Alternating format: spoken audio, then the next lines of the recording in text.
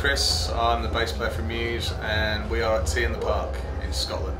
It's been pretty good here. I think it's the first time I've been to Tea in the Park and it's not been raining, which is always a bonus. I think for any festival that you do, the weather always has a massive impact on festivals, you know, on the enjoyment for the crowd and for the bands as well. So, you know, obviously the longer the rain holds off, the better. So hopefully this will be a good one. Last time we were here, it was terrible. Personal highlight of 2010. I mean, there's been lots. I mean, big day out at the start of the year in January and February was great down in Australia. I mean, Australia is probably one of my favourite places to tour because, you know, obviously the weather's so great and because the distances between gigs are so huge. You usually have like 3 days off for every gig you play, so you spend most of your time on the beach. But in terms of gigs, I think maybe the American tour.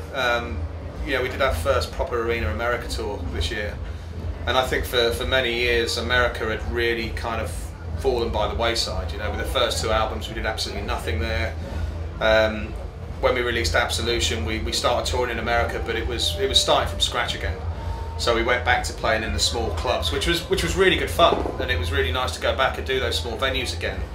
But after a while, we kind of thought, you know, it would be really nice to be able to go to America with a full production and let the Americans see what, you know, everyone in the rest of Europe is seeing. It was nice to go over and do a proper tour with, you know, exactly the same as what we would have done in Europe, and it was great. You know, we played some really big arenas over there, and yeah, the album did really well, so obviously more people wanted to come and see us play. So I think with America it was something we never really expected to happen. So I think it was, you know, one of those things that we really appreciate, that, you know, it's something that we've got that we never expected, and hopefully it will carry on, you know.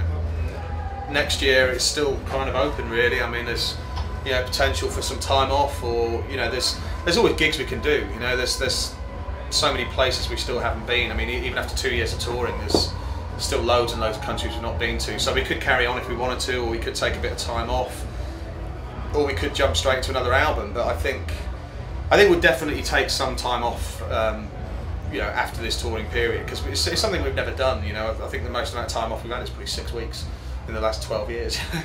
So I think we'll definitely take a bit of time off, but I'm sure we'll definitely start working on a new album next year.